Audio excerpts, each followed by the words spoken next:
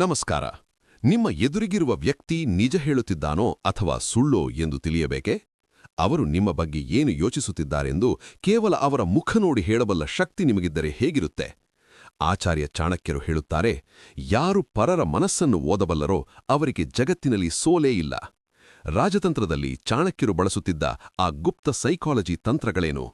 ಇಂದು ನಾವು ಕೇವಲ 5 ನಿಮಿಷದಲ್ಲಿ ನೀವು ಮೈಂಡ್ ರೀಡಿಂಗ್ ಮಾಸ್ಟರ್ ಆಗುವಂತೆ ಮಾಡುವ ಚಾಣಕ್ಯನ 3 ರಹಸ್ಯಗಳನ್ನು ತಿಳಿಯೋಣ. 1. ಕಣ್ಣುಗಳೇ ಮನಸ್ಸಿನ ಕನ್ನಡಿ, ದ ಲ್ಯಾಂಗ್ವೇಜ್ ಆಫ್ ಗೇಜ್.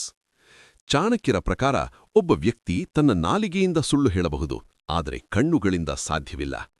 ಮಾತನಾಡುತ್ತಿರುವಾಗ ಕಣ್ಣುಗಳನ್ನು ಪದೇ ಪದೇ ಮೇಲಕ್ಕೆ ಅಥವಾ ಎಡಕ್ಕೆ ತಿರುಗಿಸುತ್ತಿದ್ದರೆ ಅವರು ಏನನ್ನೋ ಕಲ್ಪಿಸಿಕೊಳ್ಳುತ್ತಿದ್ದಾರೆ ಅಥವಾ ಸುಳ್ಳನ್ನು ಸೃಷ್ಟಿಸುತ್ತಿದ್ದಾರೆ ಎಂದರ್ಥ. ಕಣ್ಣುಗಳಲ್ಲಿ ನಡುಕ ಅಥವಾ ಕಣ್ಣು ಮಿಟುಕಿಸುವುದು ಹೆಚ್ಚಾದರೆ ಅವರು ಆತಂಕದಲ್ಲಿದ್ದಾರೆ ಅಥವಾ ನಿಮ್ಮಿಂದ ಏನನ್ನೋ ಮುಚ್ಚಿಡುತ್ತಿದ್ದಾರೆ ಎಂದರ್ಥ. ಯಾರು ನೇರವಾಗಿ ಕಣ್ಣಲ್ಲಿ ಕಣ್ಣಿಟ್ಟು ಶಾಂತವಾಗಿ ಮಾತನಾಡುತ್ತಾರೋ ಅವರಲ್ಲಿ ಮಾತ್ರ ಪ್ರಾಮಾಣಿಕತೆ ಮತ್ತು ಆತ್ಮವಿಶ್ವಾಸವಿರುತ್ತದೆ. ಯಾರ ಕಣ್ಣು ಚುರುಕಾಗಿರುತ್ತದೋ ಅವರ ಉದ್ದೇಶಗಳು ಅಷ್ಟೇ ತೀಕ್ಷ್ಣವಾಗಿರುತ್ತವೆ. ಪದಗಳ ಆಯ್ಕೆ ಮತ್ತು ಧ್ವನಿಯ ಏರಿಳಿತ, ಸ್ಪೀಚ್ ಸೈಕಾಲಜಿ. ಒಬ್ಬ ಮನುಷ್ಯ ಎಷ್ಟು ಬುದ್ಧಿವಂತ ಅಥವಾ ಎಷ್ಟು ಕಪಟಿ ಎಂದು ಅವನ ಮಾತುಗಳೇ ಹೇಳುತ್ತವೆ. ಚಾಣಕ್ಯರು ಹೇಳುತ್ತಾರೆ, ಮಹತ್ವಾಕಾಂಕ್ಷಿಯುಳ್ಳ ವ್ಯಕ್ತಿ ಅತಿಯಾಗಿ ಹೊಗಳುತ್ತಾನೆ ಮತ್ತು ದ್ರೋಹಿ ಸದಾ ಸಂಶಯ ಹುಟ್ಟಿಸುವಂತೆ ಮಾತನಾಡುತ್ತಾನೆ. ಒಬ್ಬ ವ್ಯಕ್ತಿ ಸಾಮಾನ್ಯಕ್ಕಿಂತ ಅತಿ ವೇಗವಾಗಿ ಮಾತನಾಡಲು ಶುರುಮಾಡಿದರೆ ಅವನು ಪರಿಸ್ಥಿತಿಯನ್ನು ನಿಯಂತ್ರಿಸಲು ಅಥವಾ ನಿಮ್ಮ ಗಮನವನ್ನು ಬೇರೆಡೆಗೆ ಸೆಳೆಯಲು ಪ್ರಯತ್ನಿಸುತ್ತಿದ್ದಾನೆ ಎಂದರ್ಥ. ಧ್ವನಿಯಲ್ಲಿ ಅತಿಯಾದ ವಿನಯವಿದ್ದರೆ ಅದರಲ್ಲಿ ಯಾವುದೋ ಸ್ವಾರ್ಥ ಅಡಗಿದೆ ಎಂದು ತಿಳಿಯಿರಿ. ಮಾತಿಗಿಂತ ಆ ಮಾತು ಬರುವ ರೀತಿಗೆ ಹೆಚ್ಚು ಗಮನ ಕೊಡಿ. ಸ್ಪರ್ಶ ಮತ್ತು ಶರೀರದ ನಿಲುವು, ಪೋಸ್ಚರ್ ಆ್ಯಂಡ್ ಟಚ್. ಒಬ್ಬ ವ್ಯಕ್ತಿ ನಿಮ್ಮನ್ನು ಹೇಗೆ ಬರಮಾಡಿಕೊಳ್ಳುತ್ತಾನೆ ಎಂಬುದು ಅವನ ಮನಸ್ಥಿತಿಯನ್ನು ತೋರಿಸುತ್ತದೆ. ಯಾರಾದರೂ ಕೈಗಳನ್ನು ಎದೆಯ ಮೇಲೆ ಕಟ್ಟಿಕೊಂಡು ಕುಳಿತಿದ್ದರೆ ಅವರು ನಿಮ್ಮ ವಿಚಾರಗಳನ್ನು ಒಪ್ಪಲು ಸಿದ್ಧವಿಲ್ಲ ಅಥವಾ ಅವರು ರಕ್ಷಣಾತ್ಮಕವಾಗಿದ್ದಾರೆ ಎಂದರ್ಥ.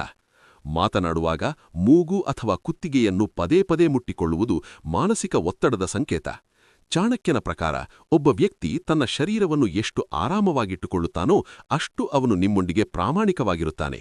ಗಟ್ಟಿಯಾದ ಹಸ್ತಲಾಘವ ಆತ್ಮವಿಶ್ವಾಸವನ್ನು ತೋರಿಸಿದರೆ, ಸಡಿಲವಾದ ಹಸ್ತಲಾಘವ ನಂಬಿಕೆಯ ಕೊರತೆಯನ್ನು ತೋರಿಸುತ್ತದೆ.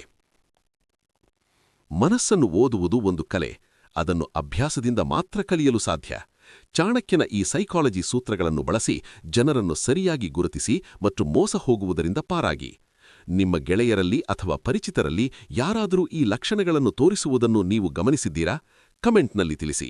ಜನರ ಅಸಲಿ ಮುಖ ತಿಳಿಯದೆ ಸಂಕಷ್ಟಕ್ಕೆ ಸಿಲುಕುವ ನಿಮ್ಮ ಗೆಳೆಯರಿಗೆ ಈ ವಿಡಿಯೋ ಶೇರ್ ಮಾಡಿ ಅವರನ್ನು ಎಚ್ಚರಿಸಿ. ಸಬ್ಸ್ಕ್ರೈಬ್ ಆಗಲು ಮರೆಯಬೇಡಿ. ಜಾಗರೂಕರಾಗಿರಿ.